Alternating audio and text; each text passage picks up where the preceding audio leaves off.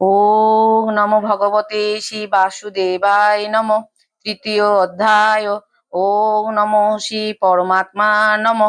ভগবান উবাচ মই সর্বাণি কর্মাণি সমন্নাস আধ্যাত্ম চেতসা নিরাশী নির্মম ভূতয়া ইউধস্য বিগত জোরহ।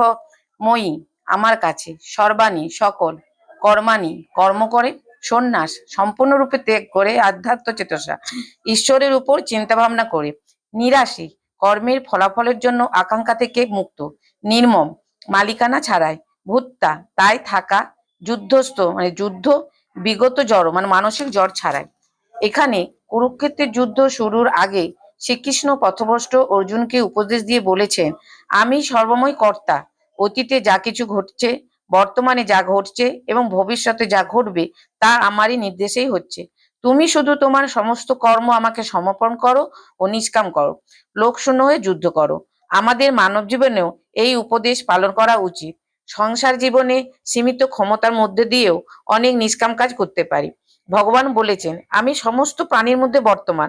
তাহলে রাস্তার কুকুর বিড়াল গরুকে সাধ্যমতো খাবার দেওয়া, বাড়ির ছাদে পাখিদের খেতে দেওয়া নিষ্কাম কর্ম। জীবে প্রেম করে যেই জন সেই জন সেবিছে ঈশ্বর। কিছু বৃক্ষ রোপণ করে এতে করে পরিবেশ দূষণ রোধ করা যায়। বৃক্ষরোপণে পাখিদের আশ্রয় হয় এবং জীবজন্তুদের বিশ্রামের জায়গা হয়।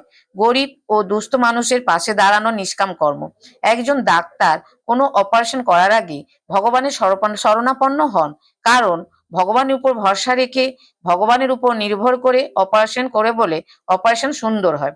প্রতিটি মানুষের উচিত ভগবানের কাছে আত্মসমর্পণ করে কর্ম করা। এতে করে সমস্ত রকম দুশ্চিন্তা থেকে মুক্তি পাওয়া যায় এবং শান্তি মেলে। ওম নমো ভগবতে শ্রী বাসুদেবায় নমঃ।